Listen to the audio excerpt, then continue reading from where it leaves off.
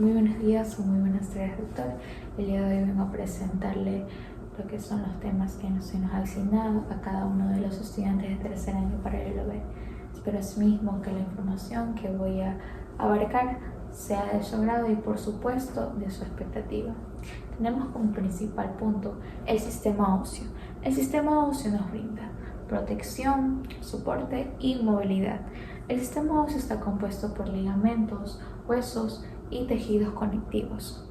Como primera característica tenemos que es una estructura rígida y dura, es decir, que el hueso está compuesto por un tejido óseo, que es un tejido conectivo mineralizado que nos permite darnos esta firmeza y esta dureza en los huesos. Tenemos como segunda característica la capacidad de poder regenerarse. La capacidad de poder regenerarse nos hace referencia a que los huesos, a pesar de recibir cierto golpe, pueden repararse y, como la palabra mismo lo menciona, regenerarse. Tenemos como tercer punto que es un hueso. Los huesos del sistema óseo son dinámicos y adaptables, es decir, que al momento que nosotros damos un movimiento brusco, tienen la capacidad de poder adaptarse a este movimiento. Tenemos los diferentes tipos de huesos, que son los cortos, los largos, irregulares y planos, y los sesamoideos. Tenemos en los huesos largos, que va a predominar su longitud, es decir, como son el húmero y el fémur. Tenemos también los huesos cortos. Los huesos cortos va a ser igual su espesor, su anchura y su longitud, como lo son los huesos auditivos y el carpo. También tenemos como tercer tipo de hueso los huesos irregulares. Los huesos irregulares no tienen ninguna forma, como lo son las vértebras. Tenemos también los huesos planos. Los huesos planos conforman lo que son los huesos del cráneo, y vamos a mencionar más adelante el hueso que se me ha asignado. Tenemos los huesos sesamoideos. Los huesos sesamoideos están formados dentro de los tendones, como lo son la rótula. Prosiguiendo a esto, vamos a mencionar lo que son las secciones que dividen al sistema óseo, que es la axial y el apendicular. La axial y el apendicular. Dado esto, sabemos que los huesos que contiene el ser humano son 206 huesos. El hueso, la parte del sistema óseo, la parte axial, está compuesta por 80 huesos, que son el cráneo, los huesos faciales, los huesos del cráneo, huesos faciales, la caja torácica, la columna vertebral, el hueso dioides, los huesos auditivos, el yunque, el martillo y el estribo. También tenemos las costillas, el esternón, tenemos, me parece que ya he mencionado todos. Entonces, dado esto, podemos dirigirnos a la parte apendicular. La parte apendicular hace referencia a la cintura escapular, que son la clavícula y la escápula. Tenemos también los miembros inferiores, los miembros superiores, que son el húmero, el cúbito, el radio, el tarso, el metatarso, el carpo, el metacarpo, las falanges. Tenemos en la parte de abajo, que es la cintura pélvica. En la cintura pélvica tenemos la cadera, la pelvis, el coxis, y en la parte de los miembros inferiores tenemos el fémur, tenemos la rótula, el peroné, la tibia, el tarso, el metatarso. Me parece que ya he mencionado todos los huesos, por ende vamos a proseguir a dar la conclusión. Los huesos axiales están compuestos por 80 huesos, tomando un recordatorio, y el la parte apendicular está compuesta por 126 huesos, que esto da un igual a 206 huesos.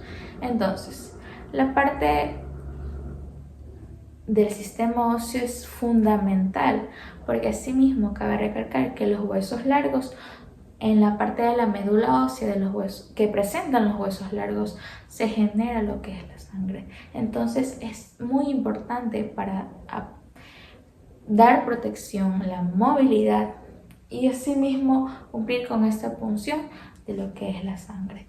Entonces, vamos a proseguir con lo que es el hueso que me ha tocado del cráneo.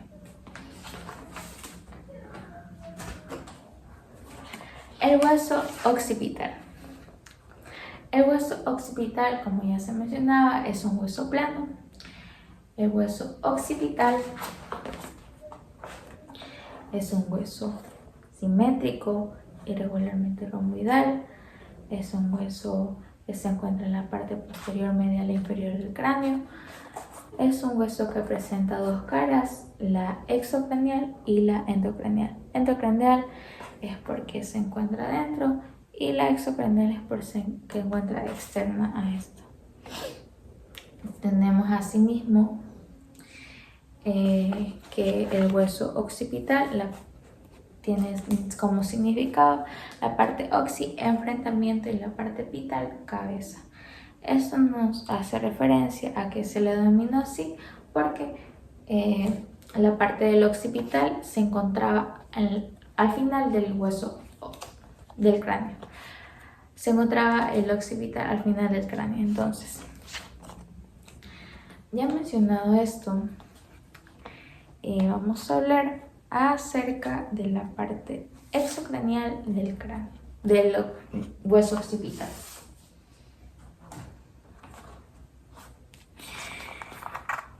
Una de las funciones del hueso occipital, también cabe mencionar, que es abarcar todo lo que es el cerebelo. Cabe mencionar que el cerebelo nos brinda la estabilidad, el equilibrio para poder caminar. Bueno, en la parte, también mencionando con qué hueso se articula, porque es algo muy importante de este hueso, en la parte superior se articula con los huesos parietales, en la parte de abajo lateral con los temporales, en la parte de adelante con los esfenoides. Es decir, que se articula con el hueso esfenoide, especialmente con el cuerpo, con los huesos parietales y con los huesos temporales. Entonces, ya mencionado todo esto, podemos proseguir a lo que conforma la parte exocranial del hueso occipital. En la parte exocranial del hueso occipital observamos como punto principal y punto de división el agujero magno, o también llamado agujero occipital. Este agujero occipital mide alrededor de un diámetro de 30 milímetros en lo que es la parte transversa, y en la parte anteroposterior mide alrededor de 35 milímetros, que son 3,5 anteroposterior y 3 centímetros en la parte transversa. Podemos también mencionar algo muy importante, es las porciones en que lo vamos a dividir: anterior, lateral y posterior. Desde la parte de arriba hacia adelante es cóncava y de abajo hacia atrás es convexa. En el agujero magno también puedo mencionar que va a pasar arterias vertebrales, par craneal, el espinal o accesorio. Asimismo, puedo mencionar que en la parte del agujero magno, en la parte anterior,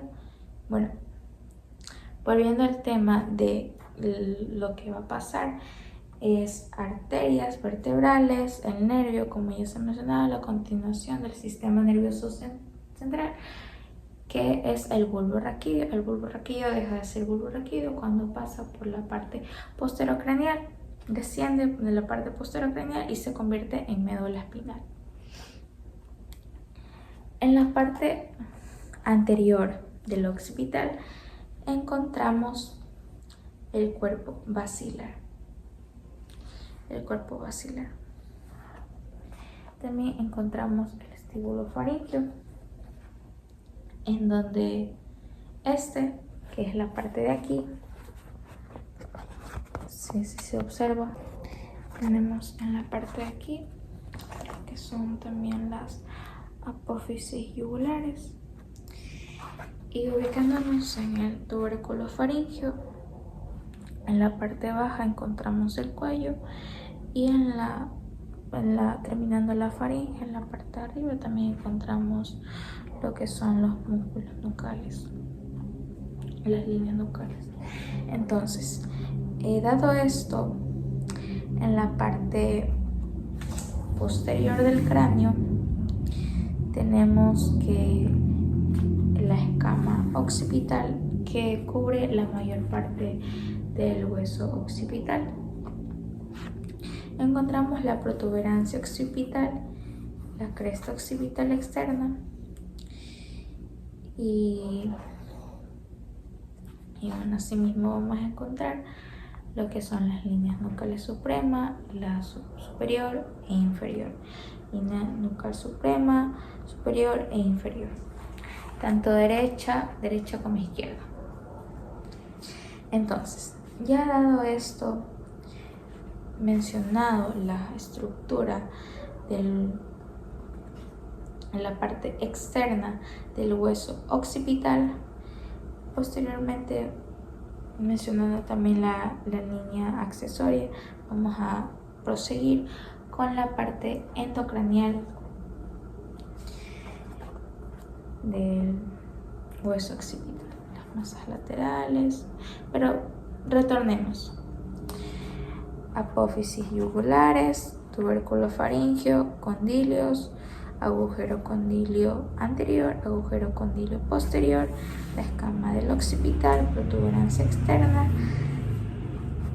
la cresta occipital, importantísimo, el agujero magno y ya, lo que son también las masas laterales. Vamos a proseguir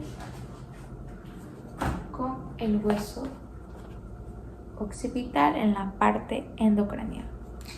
En la parte endocranial tenemos lo que son las fosas cerebelosas y las fosas del cerebro.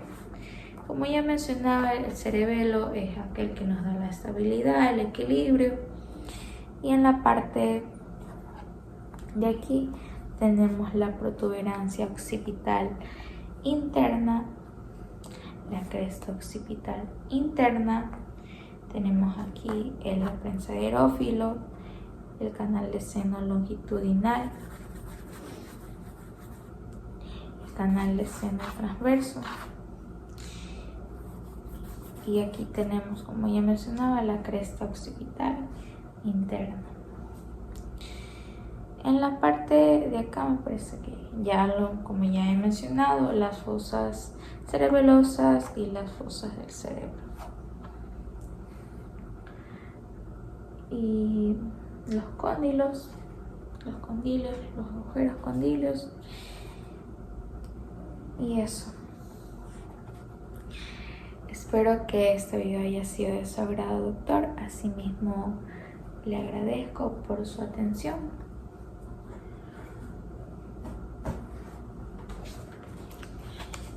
Quisiera, para culminar, con lo que son los bordes y los ángulos.